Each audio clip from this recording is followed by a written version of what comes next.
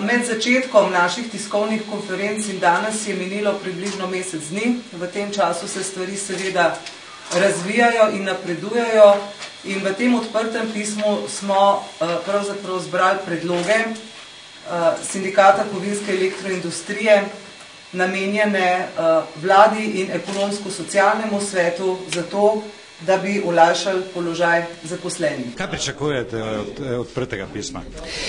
Pričakujemo predvsem reakcijo vlade, odgovore na naša vprašanja, ki smo jih postavili.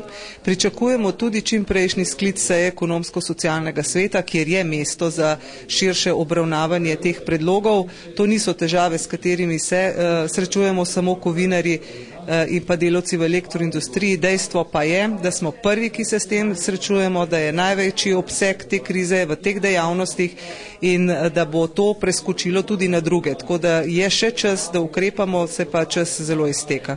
Se vam zdi, da je to malo zapoznela reakcija?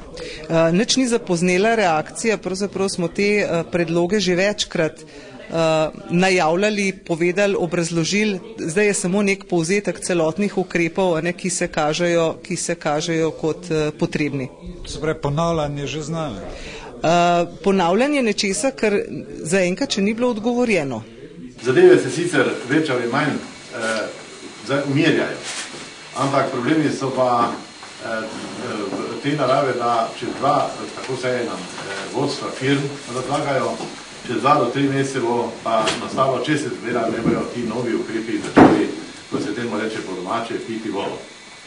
Stanje je glede likvidnosti podjetij iz dneva dan teže, iz meseca v mesec, ker se borijo, kako bojo spravili skupaj finančna sredstva za plače.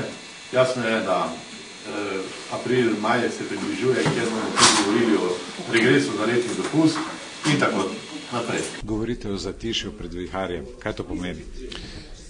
V Podravju sem se zmeraj najbolj bal zatišja pred viharjem, to je v tem smislu, da bo takrat ekskaliralo.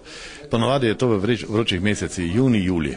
Smo imeli, spomnimo se, 80. leta, kdaj se je začelo, spomnimo se potem nadaljnih aktivnosti zmeraj, takrat, ko je bilo vročina. Ne zaradi tega zdaj, da je vroče, ampak takrat je najbolj prišlo do teh raznih problemov, v tem trenutku še pa toliko bolj, ker naročila upadajo, ne pa da narašča ali pa da so stabilna. In tega me je strah. Kje vidite glavni problem? Glavni problem vidim v nemožnosti izplačevanja plač, ker ni likvidnih sredstev. Podjetja ne bo imela več zaradi tega, ker so naročila izredno upadla, ne bo imela prilivov, ne bo sredstev, banke pa ne spremljajo, nočejo spremljati podjetij. In to je problem, ker ne bo, če ni plač, potem vemo, kakšni problemi izstopajo. In še kar je najbolj, zdaj se bomo mogli začeti pogovarjati o regresu za letni dopust. Podjetja pa išče denar za plače. Zdaj pa pogledajte, kako prihajamo, da bo tale kup zelo problematičen in veliki problemi nas čakajo. Kaj se pa obetate od odprtega pisma vladi? Jaz upam, da ta vlada bo to pismo resno vzela in če ga ne bo resno vzela, bo imela velike posledice, ker bomo mogli nekaj napraviti. Jaz sem že povedal, mi moramo nekako vso to silo in to nezadovoljstvo akumulirati in ne bi rad, da bi to prišlo na cesto. Kaj bo to tisto, kar boste naredili?